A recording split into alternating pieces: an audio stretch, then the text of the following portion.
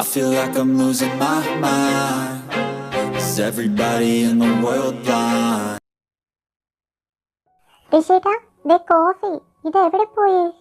നീ ഇതെങ്ങോട്ട് നോക്കുന്നത്? ഞാനല്ലേ ഇവിടെ ഇരിക്കുന്നത് ഇന്ദിര. അല്ല, ഇതെന്താ ഇത്രയും കോഫി? ഇത് എനിക്ക് മാത്രമാണ് ഇത്രയും?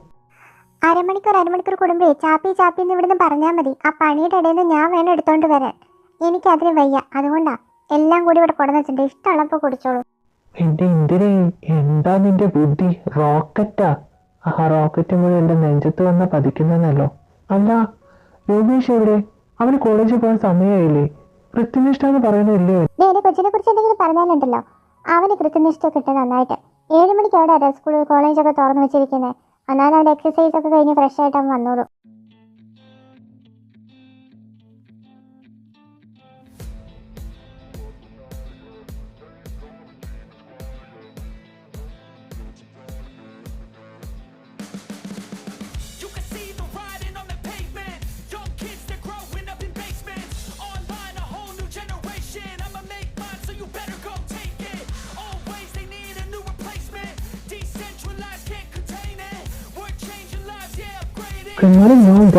ഇതെന്താ ബേബി ഇത്? നീ എന്താ വല്ല മീറ്റിങ്ങിനോ അതുപോലെ ഇന്റർവ്യൂ അറ്റൻഡ് ചെയ്യാൻ പോവാണോ ഈ കോളേജിൽ?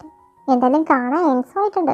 കോളേജ് ചെയർമാൻ ഞാനല്ലേ മമ്മ, അതുകൊണ്ട് എനിക്ക് ഒരു പ്രോജക്റ്റ് റെസിഗ്നേഷൻ കൊടുക്കാൻ എടുക്ക്. പിന്നെ ഞാൻ ഹേൻസം അല്ല, ഹോട്ടാ. ഹേൻസം വേറെ ആളല്ലേ? ആ, നിന്നെ ഹേൻസം വിളിച്ചിട്ടുണ്ടായിരുന്നു. നിന്നെ വിളിച്ചില്ലേ? പെട്ടെന്ന് തന്നെ നാട്ടിലെത്താൻ നോക്കണമെന്ന് പറഞ്ഞായിരുന്നു. മീറ്റിംഗൊക്കെ കഴിഞ്ഞിരിക്കണോ, പിന്നെ കുറച്ച് വർക്കും കൂടി ഉണ്ടെന്നാ പറഞ്ഞു.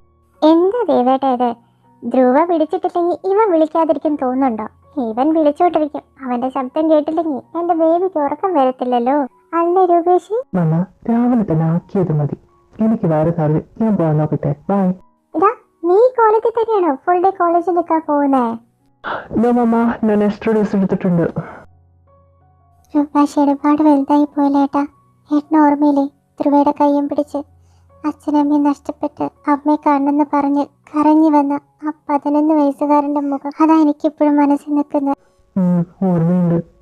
നമ്മുടെ 2 മക്കളും ഒരുപാട് അനുഭവിച്ചിട്ടുണ്ട്. ഇനി അവർക്ക് സന്തോഷം കിട്ടിയാൽ മതി. പക്ഷെ രൂപേഷിന്റെ മനസ്സിൽ ധ്രുവയെ കുറിച്ചുള്ള ആഗ്രഹം, അത് ധ്രുവ അറിഞ്ഞു കഴിഞ്ഞാൽ എങ്ങനെ റിയാക്ട് ചെയ്യുമെന്ന് എനിക്ക് പേടി. ഇത്ര കൊല്ലം കൊണ്ട് രൂപേഷിന്റെ മനസ്സിലെന്താന്ന് നമുക്ക് മനസ്സിലാക്കാൻ പറ്റി. എന്നിട്ടും അവന്റെ ഫീലിങ്സ് നമ്മുടെ മോന് മാത്രം മനസ്സിലാവുന്നില്ലല്ലോ. അതവൻ കണ്ടില്ലെന്ന് അടിക്കുന്നതാണോ എന്തോ. എന്നാ അവൻ വരുന്നത്? ഡേറ്റ് ഒന്നും ഫിക്സ് ചെയ്തിട്ടില്ല, പെട്ടെന്ന് വരുമെന്ന് മാത്രമേ എൻ്റെ അടുത്ത് പറഞ്ഞുള്ളൂ.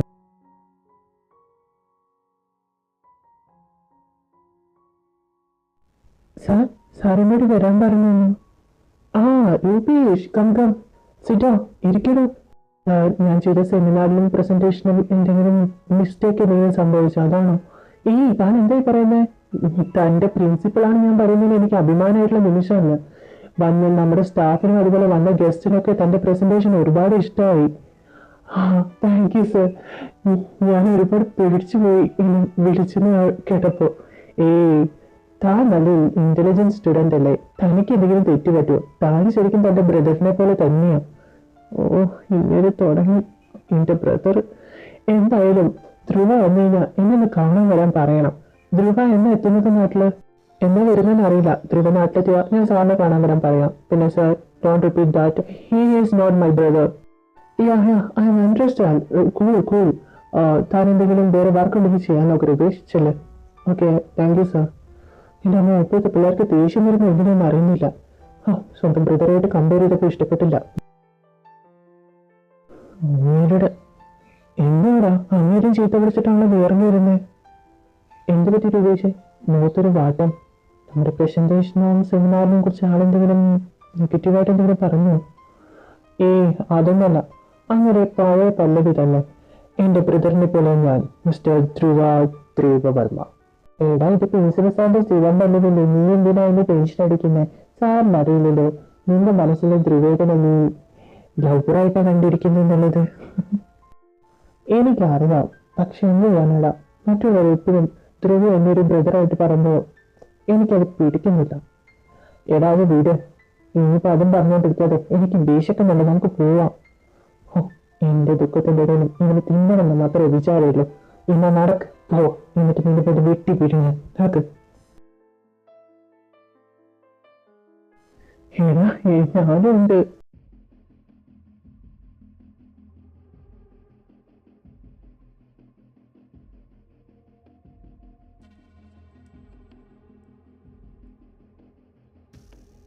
Welcome sir. Good morning sir. Thank you. Good morning. Oh my love, നീ വന്നോടാ. അല്ല, നീ എന്താ ഓഫീസിലേക്ക് നേരെ വന്നത്? വീട്ടിലേക്ക് പോയില്ലേ? എന്ത് പറ്റിയത്? എന്തെങ്കിലും പ്രശ്നമുണ്ടോ? ആ, ചെറിയൊരു പ്രശ്നമുണ്ട്. നീ ഷാനിയും അതുപോലെ ശ്രുതിയും കൂട്ടിയിട്ട് ക്യാബിനിലേക്ക് ഒന്ന് വാ. ആ, ഞാനിപ്പോൾ തന്നെ വരാം. Hey, good morning bro. ഏയ്, എന്താടാ നിന്റെ മുഖം താങ്കൾ ഡല്ലായിരിക്കുന്നു ധ്രുവ? ആ, ചെറിയൊരു പ്രശ്നമുണ്ടടാ. നമ്മൾ അടുത്ത പ്രാവശ്യത്തേക്ക് വെച്ചിരിക്കുന്ന ആ ഫാഷൻ ഷോ ഉണ്ടോ, അതിൽ നമ്മുടെ മോഡലായിട്ട് വരുന്ന പെൺകുട്ടിയില്ലേ നമ്മുടെ ഡ്രസ്സിന്, അവരിപ്പോൾ കാലി മാറി. ഞാൻ എത്ര എമൗണ്ട് വേണമെങ്കിലും കൊടുക്കാമെന്ന് പറഞ്ഞതാ, പക്ഷെ ആ പെൺകുട്ടി സമ്മതിക്കുന്നില്ല. നീ എന്താണ് ഈ പറയുന്നത്? സമ്മതിക്കുന്നില്ലെന്നോ? എടാ, പെൺകുട്ടി സമ്മതിച്ചില്ലെങ്കിൽ 1 കോടിയുടെ നഷ്ടം നമുക്ക് വരുന്നത്. അയ്യോ, അതും പറയുന്ന ഇമേജ് അത് തകരും. 1 കോടിയല്ലേ, അതങ്ങ് പോണെങ്കിൽ പോട്ടെ എന്ന് വെക്കാം. ആരുടെ കാലൊന്നും പിടിക്കാൻ നമുക്ക് നിൽക്കണ്ട. പിന്നെ ഇമേജ് അത് വലിയ കുഴപ്പമില്ല. ഇമേജ് കുഴപ്പമില്ലെന്ന് നീ ചിന്തിക്കാതെ പറയുന്നത്. നമ്മൾ ഇതുവരെയായിട്ട് ഒരു ഇവന്റ് പോലും മുടക്കിയിട്ടില്ല. ഇപ്രാവശ്യം മുടങ്ങിയ ഞാൻ എന്തെങ്കിലും വഴി ആലോചിക്കാം. ഓ, അതൊന്നും വേണ്ട. തലയ്ക്കകത്ത് എന്തെങ്കിലും വേണം ആലോചിച്ചുണ്ടാക്കണമെങ്കിൽ. എന്താടാ, എൻ്റെ തലയ്ക്കുള്ളത് കൊണ്ട് തന്നെയാ ഞാൻ ഇത്രയും വലിയൊരു നിലയിൽ എത്തി നിൽക്കുന്നത്. ആ, നിന്റെ തലയ്ക്ക് ഒന്നും ഇല്ലാത്തതുകൊണ്ടാ നീ ഈ നിലയിൽ എത്തി നിൽക്കുന്നത്. കാരണം മോഡലിംഗ് അല്ലേ മോൻ ചൂസ് ചെയ്തത്, അല്ലാതെ വിവരത്തിന് ഉപയോഗിക്കേണ്ട കാര്യങ്ങളൊന്നും അല്ലല്ലോ. ഓ, അപമാനം. കോളേജിൽ ഇങ്ങനെ തന്നെയായിരുന്നു. നിങ്ങൾക്കൊന്ന് എന്നെ അപമാനിക്കാതെ ഇരുന്നുകൂടെ? കോളേജ് തൊട്ട് ഇത്രയായിട്ട് ഒരു മാറ്റില്ല ഒന്നിനും. ഓ, എന്തെങ്കിലും ഒരു വഴി കാണാം. ഒരാഴ്ച ഉണ്ടല്ലോ, അതിനുള്ളിൽ നമുക്ക് പറ്റുന്നൊരു മോഡൽ കിട്ടുമോ നോക്കാം. ഇനിയിപ്പോൾ അതും പറഞ്ഞ് തറക്കിക്കല്ലേ. വാലിൽ തീ പിടിച്ച് നിൽക്കുമ്പോൾ അതിനിടയ്ക്ക് വാലിന് തീ പിടിക്കാൻ കുറഞ്ഞല്ലോ നീ. അല്ല, ചുമ്മാ വെറുതെ നേരമ്പോക്കിന്. ആ, ഇതുപോലുള്ള നേരമ്പോക്കാണെങ്കിൽ നിന്നെ അവൻ പച്ചയ്ക്ക് കത്തിക്കും. ആ മുക്കിൽ എങ്ങാനും കൊണ്ടാതെ പോയിരിക്കെ. എടാ ധ്രുവ, നിനക്ക് വീട്ടിലേക്ക് പൊക്കൂടെ? ആൻറ്റി അങ്കിളും മാത്രമല്ല, രൂപേഷ് നിന്നെ ഒരുപാട് മിസ് ചെയ്യുന്നുണ്ട്. ഇടയ്ക്കിടയ്ക്ക് അവൻ എന്നെ വിളിക്കാറുണ്ട്. എനിക്കറിയാം അവൻ എന്നെ ഒരുപാട് മിസ് ചെയ്യുന്നുണ്ട്. ഞാൻ ഈ കാരണം കൊണ്ട് അവിടേക്ക് വന്നത്, ഇല്ലെങ്കിൽ നേരെ വീട്ടിലേക്ക് തന്നെ പോയേനെ. എടാ ധ്രുവ, ഞാൻ ചോദിക്കണമെന്നൊന്നും തോന്നരുത്. രൂപേഷിനെ കാണുമ്പോൾ പഴയ കാര്യങ്ങളൊക്കെ നിനക്ക് ഓർമ്മ വരില്ലേ? ഓർമ്മിക്കാൻ വേണ്ടി ഒന്നും മറന്നിട്ടില്ലടാ ഞാൻ. പക്ഷെ എന്നാലും അവൻ്റെ ഓരോ വളർച്ചയിലും എൻ്റെ മനസ്സിന് എന്തോ ഒരു വല്ലാത്തൊരു നോവ് ഏർപ്പെടുത്തുന്നുണ്ടായിരുന്നു. ആ മുഖം, അതാണ് എന്നെ വല്ലാതെ അലട്ടിയിരുന്നത്. പിന്നെ രുദ്രയല്ല, എൻ്റെ രൂപേഷ്. നീ പറഞ്ഞത് ശരി ധ്രുവ. രുദ്രസാരല്ല രൂപേഷ്. രൂപേഷ് നല്ലൊരു പയ്യനാ, ഈസ് വെരി നൈസ്. പക്ഷേ അവൻ്റെ കാര്യത്തിലൊരു നെഗറ്റീവ് എന്ന് വെച്ചാൽ അവൻ നിന്നെ ഒരുപാട് സ്നേഹിക്കുന്നുണ്ട്. നിൻ്റെ കാര്യത്തിൽ ഒരുപാട് പൊസസീവ്നെസ് ഉണ്ട്. എന്നെ അവനെ ഒരുപാട് സ്നേഹിക്കുന്നുണ്ട്. അതെനിക്ക് മനസ്സിലാവുന്നുണ്ട്. എനിക്കറിയാം കുറച്ചും കൂടിയൊക്കെ കഴിഞ്ഞാൽ അതിന് മാറ്റം വരും. അവൻ്റെ ജീവിതത്തിൽ അവനെ സ്നേഹിക്കാനും അവനോട് കരുതലോടെ നോക്കാനും ഒരാൾ വന്നു കഴിഞ്ഞാൽ അതൊക്കെ മാറും. അതാരായാലും ഞങ്ങളുടെ കുടുംബം സ്വീകരിക്കും. ഓഫീസ് വന്നത് നേരം പോയത് അറിഞ്ഞില്ല. ഇപ്പോൾ ഈവനിങ് ടൈമായി. ഞാൻ എന്തായാലും വീട്ടിൽ പോട്ടെ. പോയിട്ട് അവർക്ക് എല്ലാവർക്കും സർപ്രൈസ് വിടട്ടെ.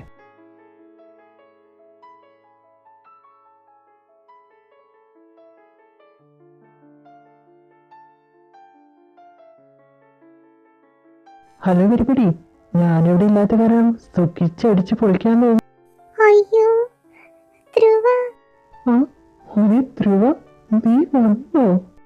മിസ്റ്റർ ഏൻസോ, നേരത്തെ പറയാണോ? ആ, മിസ്റ്റർ ഏൻസോ, വന്നല്ലോ. അയ്യോ, വീട്ടുകാരെ എന്ത് പറ്റി? സൈലന്റ് ആയല്ലോ. ഇത്രയും നേരം കുഴപ്പമുണ്ടായിരുന്നില്ലല്ലോ. അതന്നെ. പിണക്കാണെന്ന് തോന്നുന്നു. എന്തൊരു പിണങ്ങണം? എന്താ കാര്യം? എന്ത് പറ്റി രൂപ? എൻ്റെ അടുത്ത് മിണ്ടണ്ട. ഒരാഴ്ച എന്ന് പറഞ്ഞിട്ട് 1 മാസമായി വരില്ല. എന്നിട്ട് വരുന്നത് എൻ്റെ അടുത്ത് വിളിച്ചു പറയുകയൊന്നും ചെയ്തില്ല. രൂപു, വെറുതെ തരുന്ന കൊച്ചു കുട്ടികളെന്ത് പെരുമാറരുത് കേട്ടോ. നീ ഇപ്പൊ വലിയ കുട്ടിയായില്ലേ. കോളേജിൽ പഠിക്കുന്ന ചെറുക്കനാ ഈ ചുരുങ്ങി മിഴുങ്ങി നിൽക്കുന്നത്. ഈ ബേബീസിന്റെ അടുത്ത് പെരുമാറരുത് കേട്ടോ. I am not a baby. You are my handsome baby. ഞാനിപ്പോഴും ഇവിടെ ഉള്ളവർക്ക് കൊച്ചു കുട്ടി കഴിഞ്ഞാൽ അതുകൊണ്ട് ഞാൻ അതുപോലെ തന്നെ പെരുമാറും. എൻ്റെ അടുത്ത് മിണ്ടണ്ട. രൂപി ബേബി, പിണങ്ങി പോവാത്തടോ. എന്നാരും വിളിക്കണ്ട. എന്റെ പിന്നാലെ വരരുത്. ബേബി, അത് കിച്ചണിലേക്കുള്ള വഴിയാ. നീ ഇതെങ്ങോട്ടാ അങ്ങോട്ട് പോകുന്നേ? ആ, അതെനിക്കറിയാം. വെറുതെ ഇവിടുന്ന് അങ്ങ് നടന്നു നോക്കിയിരുന്നേ ഉള്ളൂ. ചുമ്മാ നടന്നതാ. ഞാൻ റൂമിലേക്ക് പോവാ. ഇത്ര വലുതായിട്ട് കുട്ടിക്കൊരു മാറ്റമില്ല. പോത്ത് പോലെ വളർന്ന നിനക്കൊരു മാറ്റമില്ലല്ലോ. പിന്നെ നീ എന്തിനാണ് എന്റെ കൊച്ചിനെ പറയുന്നത്? നമ്മ സാരില്ല മോനെ. നിന്നെക്കാട്ടി ഇമ്പോർട്ടൻ്റ് അവൾക്ക് അവനാ. നിനക്ക് ഞാൻ എന്റേതാ. എന്തിനും ഒരാവശ്യമില്ല. ഞാൻ റൂമിൽ പോയി ഫ്രഷ് ആവട്ടെ. മോനെ